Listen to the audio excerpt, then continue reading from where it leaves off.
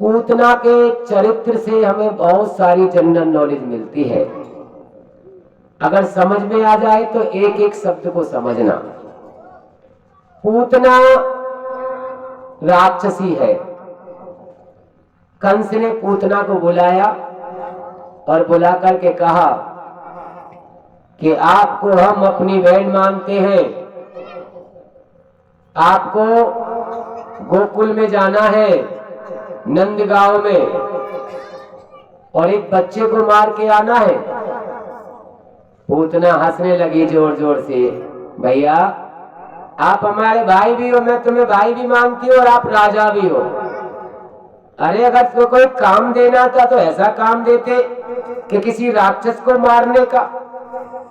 आप क्या मुझे ये काम दे रहे हो, बालक को मारने का? नहीं नहीं, उस बालक को मैं नहीं मारूंगी। कहते हैं बालक में भगवान का रूप होता है, बालक की आत्मा नहीं दुखानी चाहिए। और मैं इसे क्या मारूंगी, वहां तो तुम किसी को भेज दो, वही मार के चला आएगा। कंस ने कहा तुम नहीं जानती पूतना उसे, वो बहुत बड़ा स्ट्रांग है, और आप भी जब जाओ ना थोड़ा संभल के जाना, वो कोई साधारण नहीं है। तो बोले विष्णु का अवतार है वो कोई साधारण नहीं है जिसे हम लोग साधारण समझ लेते हैं। वो एक ज्ञानी भी है, ध्यानी भी है, और विष्णु का अवतार है वो। और आप जाओ ना तो थोड़ा सोच समझ के जाना उसके पास, लेकिन मेरा काम पूरा करके आना। बोले महाराज आप आज्ञा करो, मुझे करना क्या है? बोले करना क्या है, उसे मारना है, और जब उसे मार दोगी तभी आकर मुझे शकल दिखाना, वरना मेरे पास लौट के मत आना। बोले भैया आप चिंता मत करो, मैं उसे एक क्षण में मार के आ जाऊंगी। बोले कैसे मार के आ सकती हो तुम? बोले मेरे स्तन पर कालकूट नाम का विषय है, एक बूंद विष पिला दूंगी, बस राधे राधे खुद ही बोल जाएगा वो, तुम्हारी समस्या खत्म।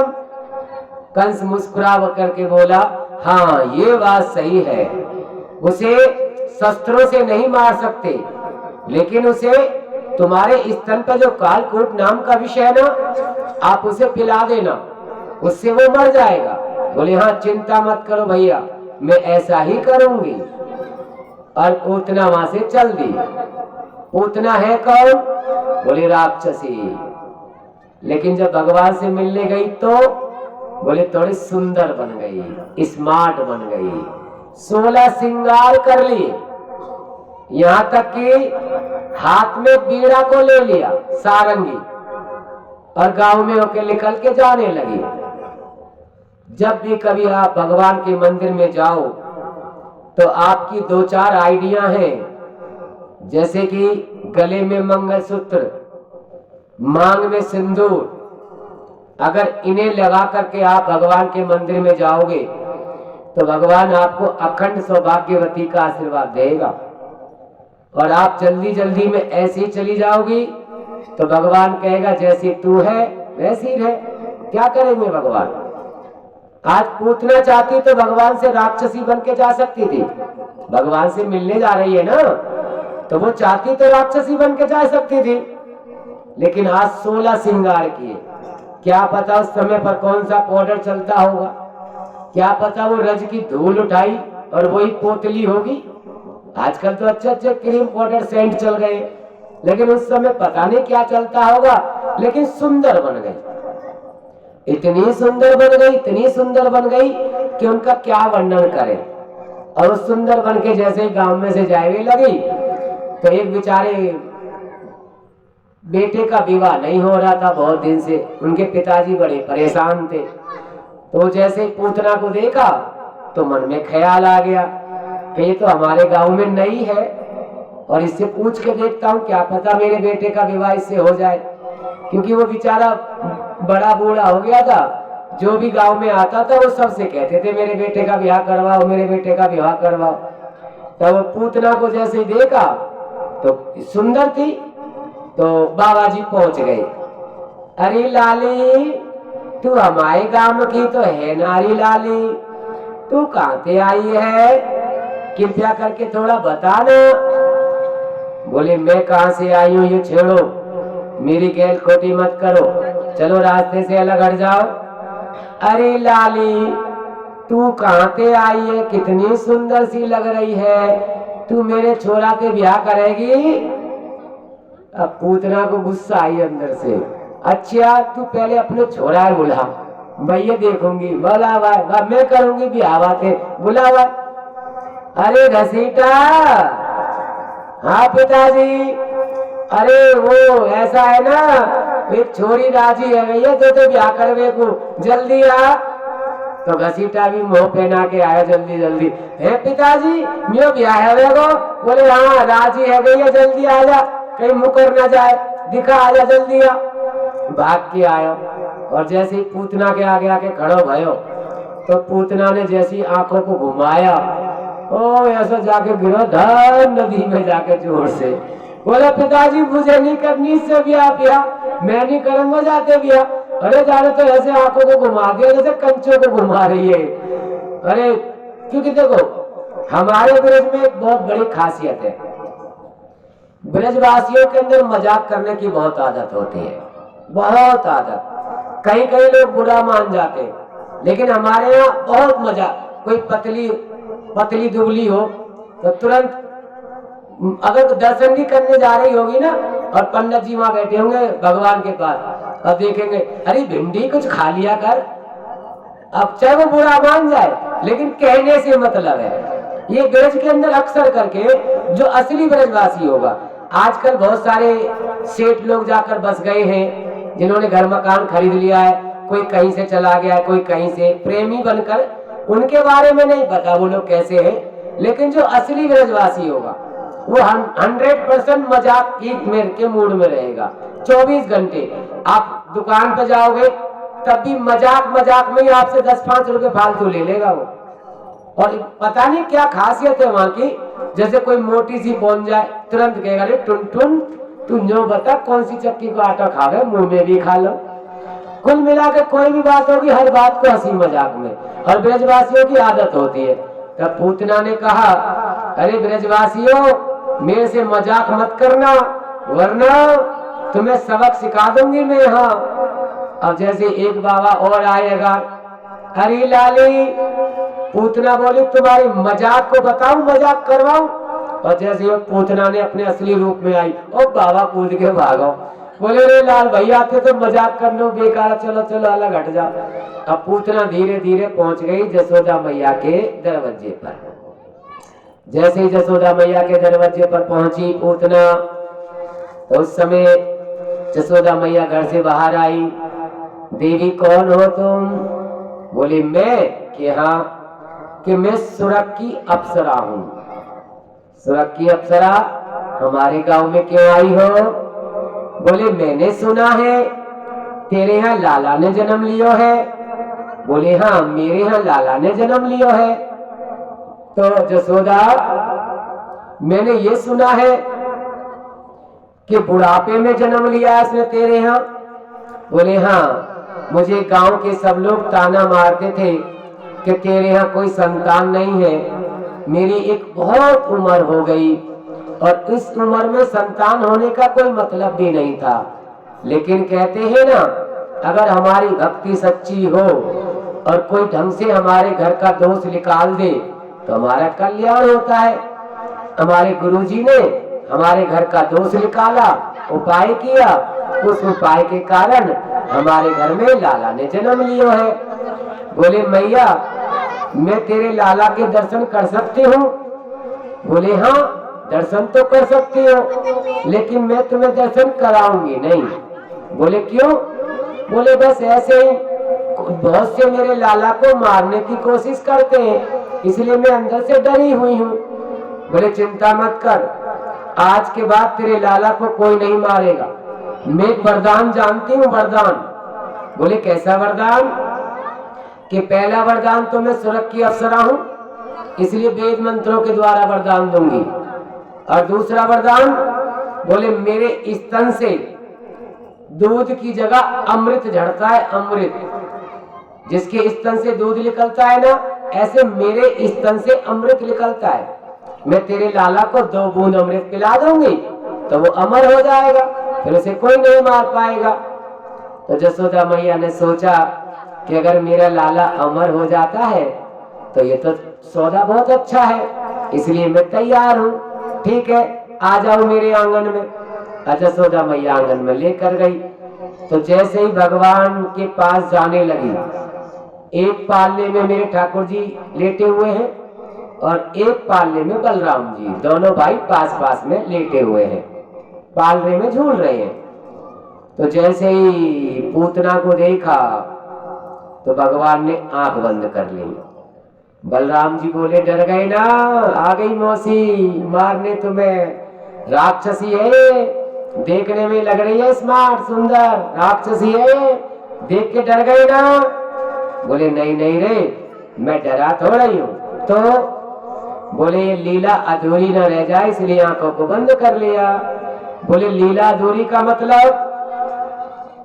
बोले ये ना, अगर मैंने दृष्टि, अगर आंख खोलकर इसे देख लिया तो ये यहीं जल के भस्म हो जाएगी, फिर इसके वरदानों का क्या होगा?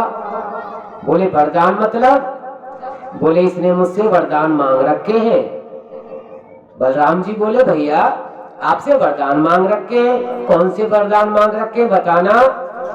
तब सुखदेव जी महाराज राजा परीक्षित को कथा सुनाते हैं, हे राजन, पूतना ने पिछले जन्म में भगवान विष्णु से वरदान मांग रखे थे। बोले कैसे वरदान?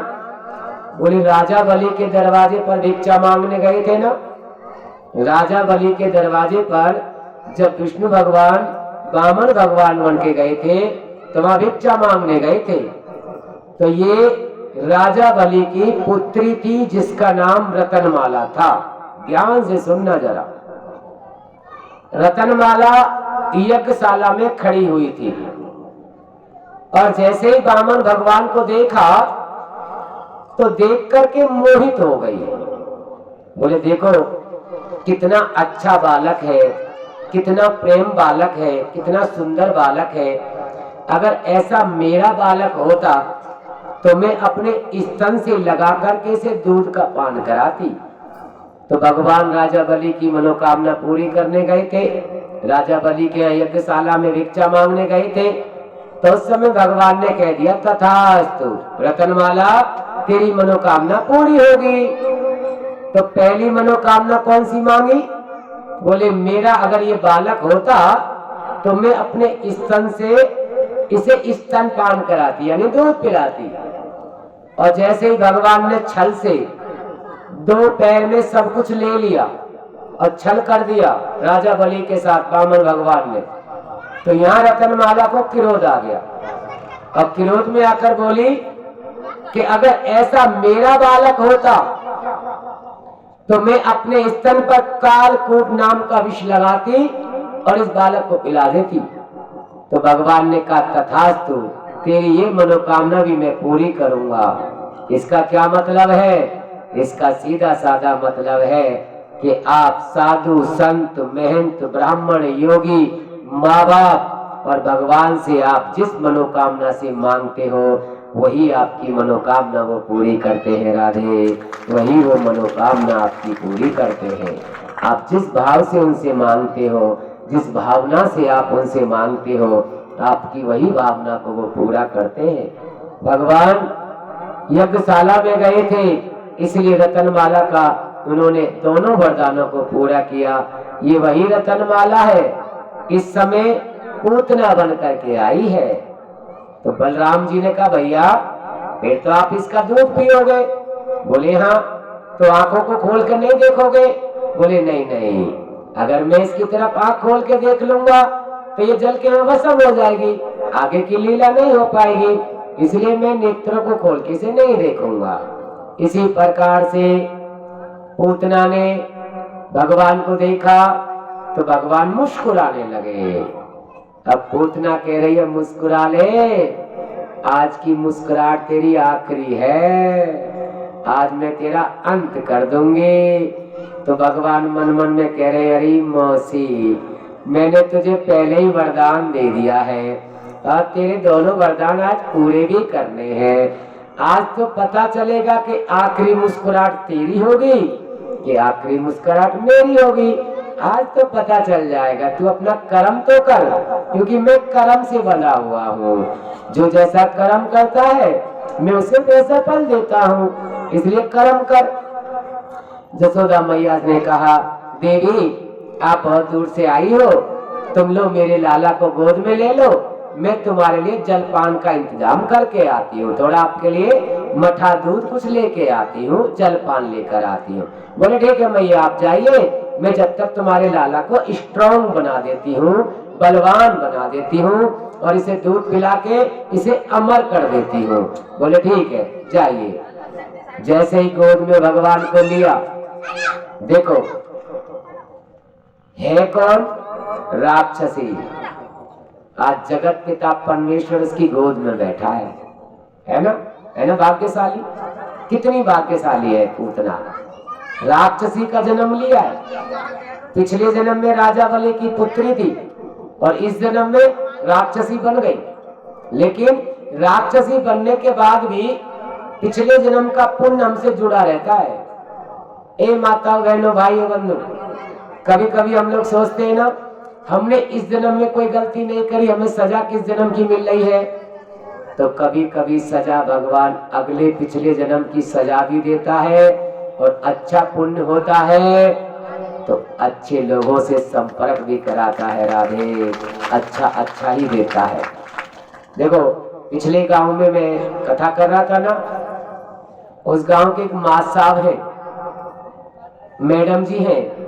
अगले गांव में उन्होंने हमें प्रोग्राम दिलाने की कोशिश की है।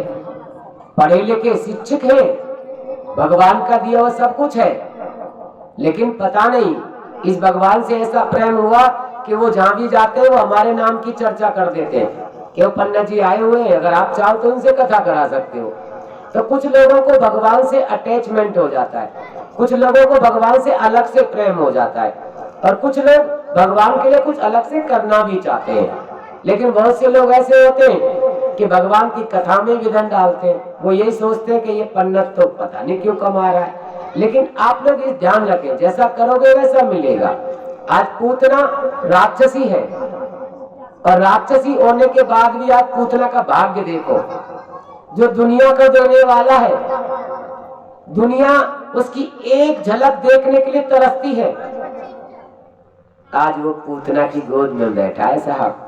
और इतना ही नहीं, जब पूतना ने अपने स्तन से लगाया उसको, तो बड़े प्रेम से दूध पी रहे हैं मेरे ठाकुर जी।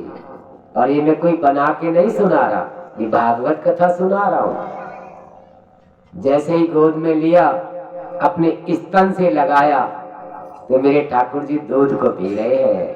पूतना मनी मन में प्रसन्न हो रही है, पीले पीले, ये दूध तेरा आखिरी दूध है। बोले नहीं नहीं, ये तो पूतना जी तुम्हारा सौभाग्य है कि मैंने तुम्हें पिछले जन्म में वरदान दे दिया था, इसलिए तुम मेरी तीसरी मॉम बनी हो। तीसरी मॉम मिस, तीसरी माता जी। पहली देवकी मैया, दूसरी जसोदा मैया, और तीसरी जब मैंने तुम्हारे स्तन से लग करके दूध का पान कर लिया, तो तुम मेरी माता ही तो हो गई राधे, तुम मेरी माता ही तो हो पूतना। अब धीरे धीरे भगवान ने दूध पीना, बड़े प्रेम से दूध पीना प्रारंभ किया, जैसे पता नहीं कितने युगों से भूखे हैं वो, ऐसे बड़े मन से धीरे धीरे दूध को पी रहे। अब दूध को जैसे संपन्न हुआ दूध, तो विष को पीना प्रारंभ कर दिया। क्यों? बोले विष भी पीना जरूरी था ना, आशीर्वाद दे रखा है ना कि तथास्तु मैं तेरे विष को भी पीऊंगा। और जैसे ही विष पी लिया, अब पूतना की आत्मा को खींचने लगे। अब आत्माओं को खींचने लगे तो पूतना घबरा गई, चोरे मार के छोड़ेगा क्या? अरे दूध पी रहा है, मेरी आत्माओं को पी रहा, छोड़ दे। तो जब भगवान कहने लगे, अरे मौसी, एक तो तू मामा के झोरे पे आई है और ऊपर से मेरी मौसी है, मौसी माँ जय सी। और जब तू इतनी दूर से आई है और प्रेम से मुझे दूध पिलाई रही है, तो आज तो पेट भर के पीने देना मुझे दूध। अरे दूध पी रहा है कि आत्माओं को खींच रहा है? बोले आज तो तुझसे प्रेम इतना हो गया है, इतना हो गया है कि आज तो मैं तेरा कल्याण करूंगा राधे, आज तो मैं तेरा उद्धार ही कर दूंगा। इस प्रकार से भगवान ने पूतना का उद्धार किया, उसकी गोद में भी बैठे, उसका स्तनपान भी किया और उनके विष को पान किया, दूध का पान भी किया। मेरे भगवान ऐसे ही है। देखिए माँ बाप में, भगवान में, गुरु में, इन तीनों में फर्क नहीं होता। गुरुजी कहते हैं माँ बाप जीते हैं बच्चों के लिए, भगवान जीते हैं भक्तों के लिए, और गुरु जीते हैं अपने शिष्य शिष्याओं के लिए। इनमें तीनों में कोई फर्क नहीं है। भगवान हमेशा अपने लिए नहीं तो बोले सिर्फ अपने भक्तों की मनोकामना पूरी करते हैं। जो राक्षस होते हैं उनका भी कल्याण करते हैं, और जो भक्त होते हैं उनका भी कल्याण करते हैं। ऐसे ही हमारे माँ बाप होते हैं। माँ बाप को भगवान का रूप क्यों बताया गया है? इसीलिए तो बताया गया है। ऐसे ही माँ बाप होते हैं। माँ बाप के 4 बच्चे हो, जो बिगड़ा हुआ बच्चा होता है माँ बाप उसका भी ध्यान रखते, और जो अच्छा बच्चा होता है माँ बाप उसका भी ध्यान रखते। इसीलिए माँ बाप में और भगवान में और गुरु में, इन तीनों में फर्क नहीं बताया गया। गुरु, माँ बाप और भगवान, ये तीनों एक समान है। अगर भगवान भक्तों के लिए जीता है तो माँ बाप बच्चों के लिए जीते हैं, तो गुरु अपने शिष्य और शिष्याओं के लिए जीते हैं। इसी प्रकार से भगवान ने आज पूतना का उद्धार कर दिया। बोलो पूतना मैया की जय। तो इस प्रकार से भगवान की कितनी माताएं हुई? 3 माता। पहली देवकी, दूसरी यशोदा मैया और तीसरी पूतना मैया। तो इसका सौभाग्य है कि आज वो भगवान की माँ बनी है। आगे चल कर